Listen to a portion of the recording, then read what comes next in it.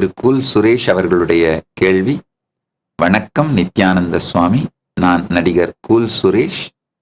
நீங்கள் பக்தர்களுக்காகவும் மக்களுக்காகவும் விடாமல் வேலை செய்து கொண்டே இருக்கிறீர்கள். அதாவது கவர்மெண்ட் வேலை செய்பவர்களும் இல்லை தனியாரில் வேலை செய்பவர்களும் அவர்களுக்காவது வாரத்தில் ஒரு நாள் லீவு கொடுப்பார்கள். ஆனால் நீங்கள் விடாமல் வேலை செய்து கொண்டே இருக்கிறீர்கள். அது எப்படி உங்களிடம் மட்டும் இந்த எனர்ஜி இருக்கிறது என்று எனக்கு தெரியவில்லை. அதை பற்றி கொஞ்சம் சொல்ல முடியுங்களா?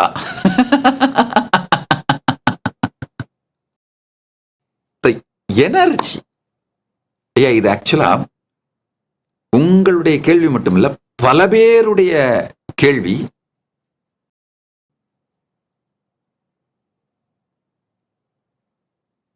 எது நம்முடைய எனர்ஜி சோர்ஸா, சக்தியின் ஆதாரமாக, உயிரின் உயிர்ப்பாக இருக்கிறதோ அதுதான் நம் வாழ்க்கையின் போக்கையும்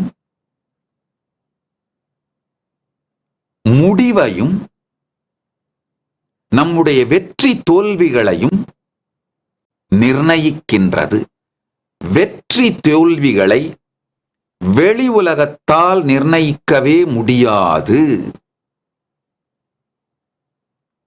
நம்முடைய வாழ்க்கையின் போக்கு, வெற்றி தோல்வி இவை அனைத்தையும் முடிவு செய்வது எது? நம்முடைய எனர்ஜி சோர்ஸ், நம் உயிரை உயிர்ப்பிக்கும், நம் உயிரின் உயிர்ப்பு எது?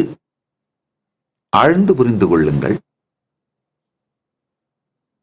பணம் மட்டுமே தன்னுடைய உயிரின் உயிர்ப்புன்னு நினைக்கிறவர்கள் பணம் இருக்கும் பொழுதும் பணம் இல்லாத பொழுதும், பணம் இல்லாத பொழுது அதை நோக்கி ஓடுவதன் மூலமாகவும், பணம் வந்துவிட்ட பிறகு ஐயோ இது வெறும் காணல் நீர், இதனால் மட்டுமே வாழ்க்கை முழுமையடைந்து விடவில்லை என்கின்ற தெளிவினால் வருகின்ற வெறுமை, இதில் சிக்கித்தான் அவர்கள் வாழ்க்கை முடியும். ஆழ்ந்து புரிந்து கொள்ளுங்கள். பணம் அதிகபட்சமா ஒரு வாகனம் இயங்கிறதுக்கான லூப்ரிகேஷன் அவ்வளவா மட்டும்தான் இருக்க முடியுங்கய்யா. ஒரு வாகனத்தோட ஃபியூவலா மாற முடியாது. நம்ம வாழ்க்கைக்கும் பணம் என்னன்னா ஒரு கம்ஃபர்டபிளா இயங்கிறதுக்கான லூப்ரிகேஷனா வேணா இருக்க முடியும். பணம் வாழ்க்கையோட ஃபியூவலா, உயிரின் உயிர்ப்பை தரக்கூடிய எனர்ஜி சோர்ஸா, ஃபியூவலா மாறவே முடியாது. பணத்தை வாழ்க்கையோட உயிர்ப்போட எனர்ஜி சோர்ஸ் நம்புறவங்க எல்லாருமே தெரிந்து கொள்ளுங்கள், பணம் இல்லைன்னா கம்ஃபர்ட் இல்லாத வெறுமை இருக்கும், பணம் இருந்தா கம்ஃபர்ட்டோடு கூடிய வெறுமை இருக்கும். அவ்வளவுதான். சோ அந்த கம்ஃபர்ட்ன்ற ஒரு லூப்ரிகேஷனா அது அளவுக்கு மட்டும்தான் பணம் உபயோகமாகும். அதே மாதிரி பேர் புகழ், மற்றவர்களுடைய அங்கீகாரம் தன்னுடைய எனர்ஜி சோர்ஸா யாராவது எடுத்துக்கிட்டாலும் அவர்கள் எந்த நேரத்தில் வேணாலும் அங்கீகாரம் பறிக்கப்படும் பொழுது ஆக்சிடென்டான மாதிரி, ஆக்சிடென்டான வண்டி மாதிரி கண்டமாய் நொந்து வாழ்க்கையை இழந்து விடுவார்கள், நடைபணமாக மாறிவிடுவார்கள். அதனால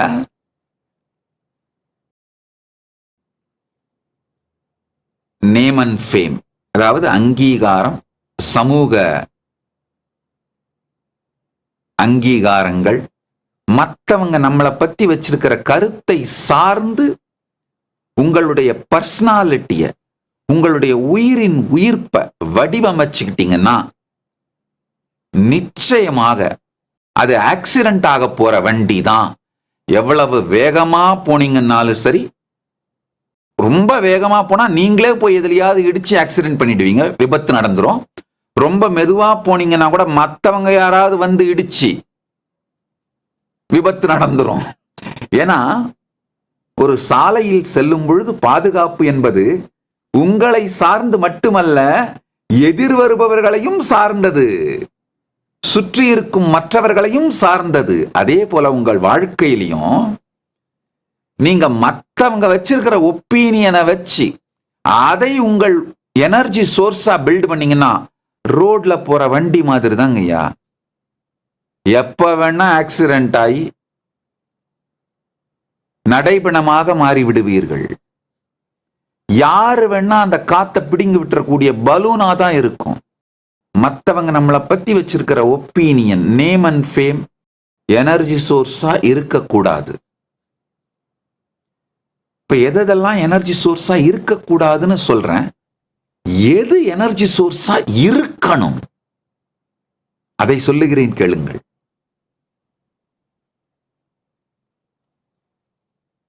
நம்ம எல்லாருக்குள்ளையும் நம்மை உருவாக்கிய பரமசிவ பரம்பொருள்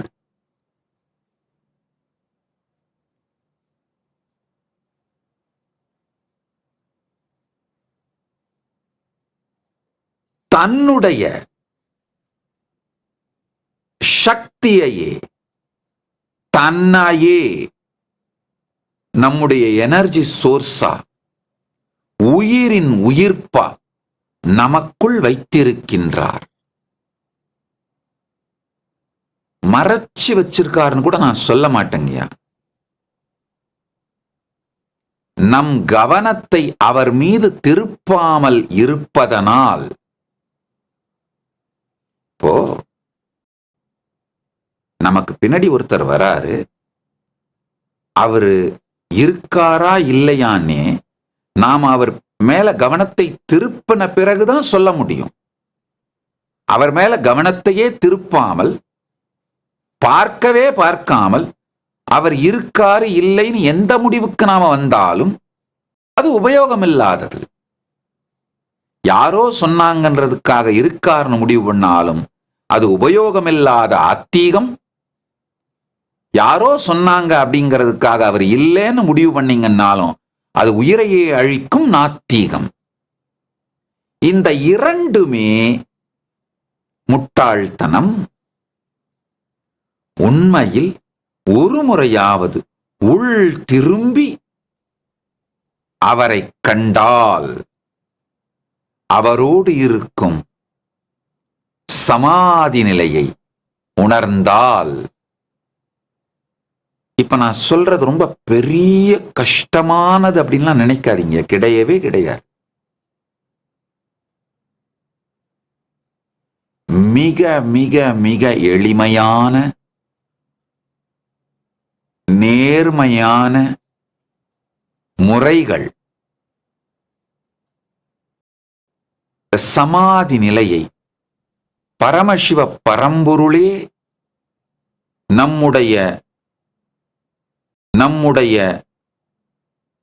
உயிரின் உயிர்ப்பு எனர்ஜி சோர்ஸ்னு அனுபூதியாக பெறுவதற்கு மிக எளிமையான நுட்பங்களை பரமசிவ பரம்பொருளே அளித்திருக்கின்றார். ஆழ்ந்து கேளுங்கய்யா.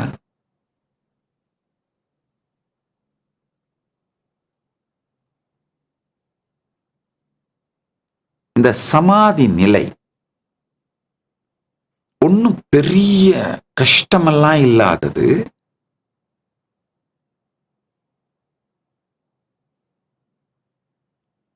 மிகவும் எளிமையானது. இத பத்தி ஒரு 15 சத்சங்கங்கள்ல மிக தெளிவாக விளக்கி இருக்குங்கய்யா.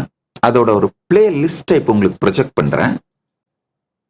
உங்களுக்கு நேரம் இருக்கும் பொழுது, அதாவது நீங்க உலகத்துல பல பேருக்கு நேரம் கொடுக்குறீங்க, தயவு செஞ்சு உங்களுக்கே ஒரு 2 நாள் நேரம் கொடுத்து கொள்ளுங்கள். உங்களை நேசித்து உங்களுக்கு ஒரு 2 நாள் நேரம் கொடுத்து இந்த 15 சத்சங்கங்களையும் கொஞ்சம் ஆழ்ந்து கேட்டீங்கன்னா இந்த தியான நுட்பம், டெக்னிக்க ரொம்ப ஈஸியா புரிஞ்சுக்கலாம்.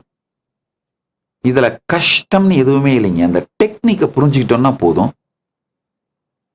நம்முடைய உயிரின் உயிர்ப்பாக இருக்கக்கூடிய பரமசிவ பரம்பொருளோடு ஒன்றி சமாதி நிலையில் இருப்பது மிகவும் எளிது.